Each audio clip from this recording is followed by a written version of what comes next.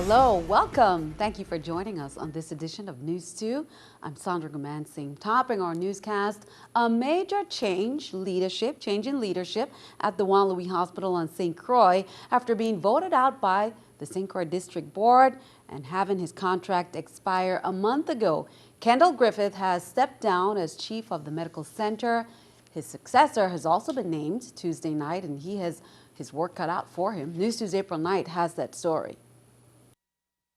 At the board meeting of the district board of the Juan Louis Hospital, I was appointed an acting chief executive officer of this hospital. That's Dr. Ken Okolo, who will now be leading Juan Louis Hospital as its interim chief executive officer. The decision was announced in a press conference at the hospital on Wednesday. This comes a month after former CEO Kendall Griffith's contract ended on September 30th. Griffith's term encompassed many upheavals in the hospital, including the threat of CMS decertification, trying to get back into CMS compliance, budgetary issues, and litigation involving physicians on staff. JFL has been at its lowest, and together we fought and struggled to get to where we are now. According to Okolo, he knows what he's getting into. It's going to be a challenge, he said, but he's asking the community to give the embattled hospital a chance before judging it. That the hospital be given an opportunity to demonstrate its capacity to fulfill its mission before being judged. There will be opportunities for us to change course, to make tough choices, and to make decisions that may not initially be understood. Griffith will remain part of the team, according to hospital officials. He will be managing the Virgin Islands Cardiac Center, which he founded, but he's also returning to his first love, being hands-on with saving lives through his practice. Okolo will remain as interim CEO until the St. Croix Hospital Board finds a permanent replacement. Reporting for News 2, I'm April Knight. Juan Louis Hospital also seems to be doing relatively well financially. Having a deficit was the norm for the hospital for months, but in the last 3 months, its numbers have been in the black. There's less government support for the hospital for fiscal year 2015, but higher revenues compensated for that loss. The hospital is still operating at a $4 million loss, however, almost the same as fiscal year 2014. In a bid to become more efficient and step fully into the technological age, the Department of Health, in collaboration with the Department of Education, worked on getting an electronic record management system up and running. And on Wednesday, they unveiled their new endeavor to the public. News 2's April Knight has more. A massive collection of health and education records going from paper to digital and easily accessible to the right people. That information system was launched Wednesday, a joint effort by the Departments of Health and Education. It is imperative that we are able to follow the statistics of a child from birth till death.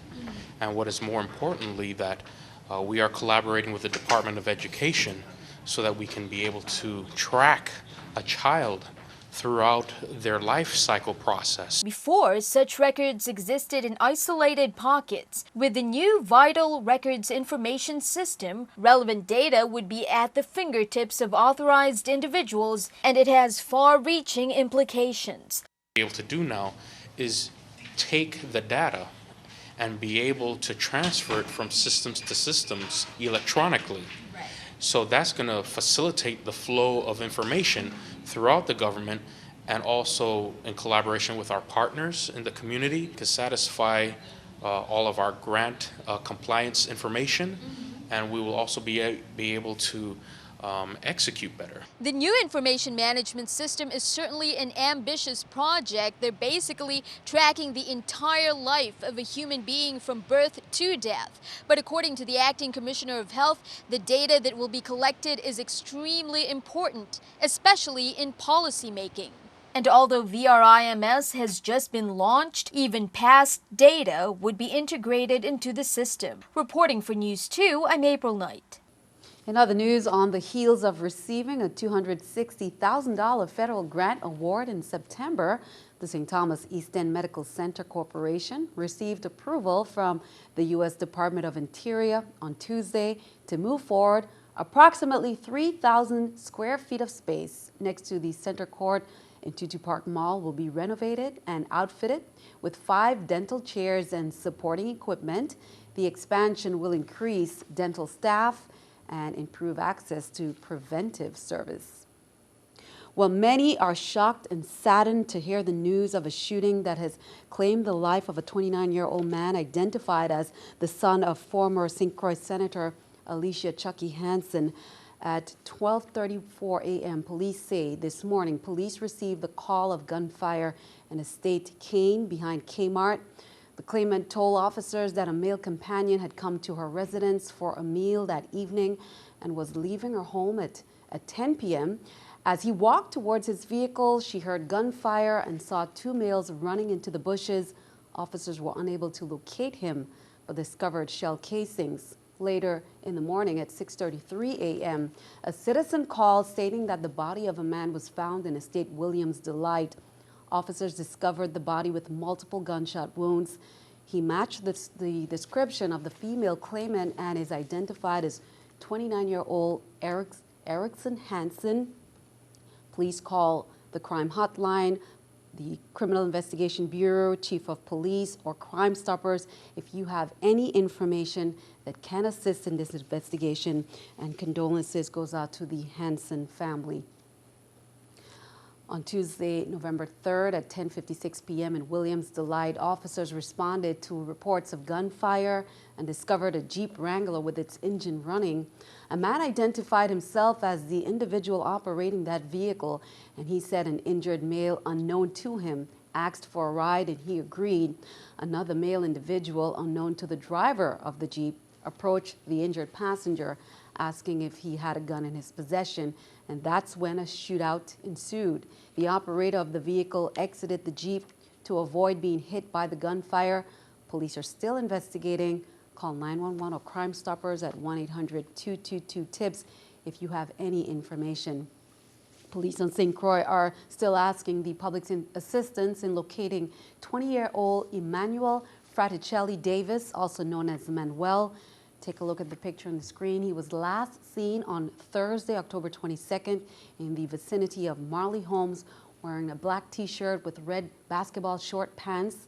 He has a light complexion, black hair, green eyes, stands 5'7" and weighs 135 pounds.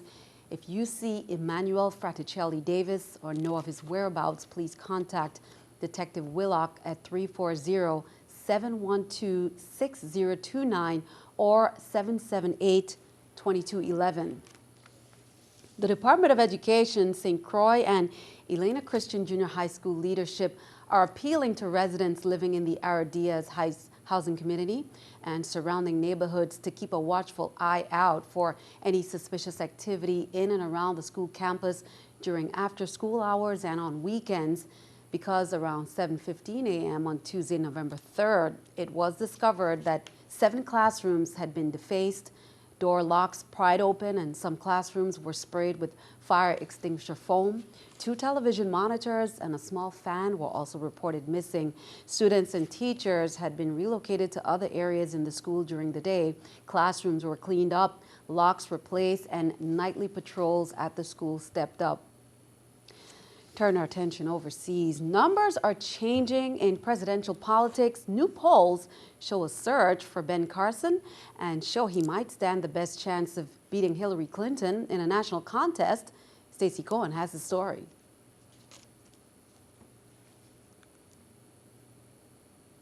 Get his name on the ballot there. The visibility may be good for his campaign. A new Quinnipiac University national poll shows Trump and Ben Carson in a statistical dead heat. We have to take our jobs back from China, Japan, Mexico, all these places that have them. And Ben Carson is not equipped to do that. That I can tell you. Here's the breakdown. Trump gets 24% to Carson's 23%. Marco Rubio is gaining with 14% support, followed by Texas Senator Ted Cruz. Among Democrats, Hillary Clinton is the clear leader with 53% compared to Bernie Sanders at 35%. But the poll shows Clinton losing a national contest with Carson. Numbers from a survey done by NPR affiliate WBUR in Boston tell a similar story. Trump and Carson are neck and neck, with Marco Rubio catching up quickly. Chris Christie and John Kasich also gained ground in this poll. But Democratic strategist Paul Begala doesn't think Trump is done. Well, as Carson has risen, Trump has not fallen. I find that remarkable. It is a testament to Mr. Trump's strength. But there are many months to go before the ballots are actually cast and counted. I'm Stacey Cohan reporting. And keeping our eye on the economy, here's a look at the New York Stock Exchange with our Stock Market Watch. Taking a look there, the Dow down 50, NASDAQ down at 2, S&P 500 also down at 7. Coming up on News 2, the VI will welcome the inaugural visit of Norwegian Air, flight DY7125, and also JetBlue is considering reducing taxes on tickets, which could mean good news for the Caribbean.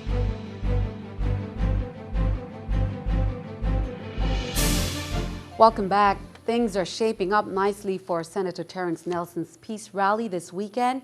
Today, a meeting was held to discuss the logistics and setup for the big event. Some of the artists who are part of that program and volunteers were there.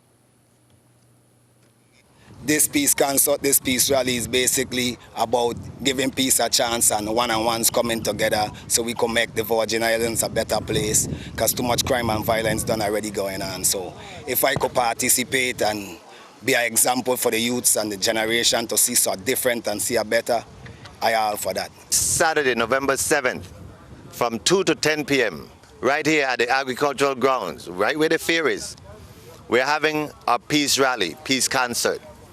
Lineup for the march is going to begin at 1 p.m. at the East Airport Road, right there in the parking lot at Castleburg. We have here a nice lineup for you at the fairground. In other news, the VI Waste Management Authority advises residents living in Frenchtown that the solid waste collection carts in the Honduras area will be permanently removed effective Monday, November 9th. Residents living in the area will now have to use the bin site, the one right there near the Adelita Cancrine Junior High School. After discussions, they say, and a meeting with members of the Frenchtown Civic Organization regarding the volume of waste collected in the carts and the close proximity to a bin site in the area, the decision was made to permanently remove the carts in the Honduras area. A no dumping sign will be placed in that area. Illegal disposal of waste is a criminal offense, so you'll see those signs in the areas where there's no dumping, and citations are $1,000. America Recycles Day is coming up. It's the only nationally recognized day dedicated to encouraging Americans to recycle and buy recycled products. And the Waste Management Authority is celebrating this, and it's celebrated nationally on November 15. Thousands of events are held across the U.S. to raise awareness about the importance of recycling and to encourage Americans to sign personal pledges to recycle and buy products made from recycled materials. Here in the Virgin Islands, VI Waste Management will be recognizing recycling efforts in the VI. Be sure to tune in to News 2 on Thursdays. For the entire month, we will have special features starting with household hazards, and we'll have more as well as composting. And here's some exciting airline news. The VI will be welcoming the inaugural visit of Norwegian Air Flight DY7125. Commissioner of Tourism Beverly Nicholson-Doty and Executive Director of the VI Port Authority, Carlton Dow, is welcoming this flight to St. Croix. There will be a water salute and reception on Friday afternoon. In other news, Robin Hayes, who is the president and CEO of JetBlue Airways at the Caribbean Tourism Organization's conference held last week in Curacao, stated, "At JetBlue, we are very much thinking about the relative tax burden on our customers." Hayes pointed out that between U.S. and Caribbean taxes and fees, travelers can easily be hit with an extra $150 on top of their airfare. CHTA President Emma Lee says there is strong evidence that reducing taxes on tickets increases the inclination of airlines to serve the destination, demand, and funds available for promotion.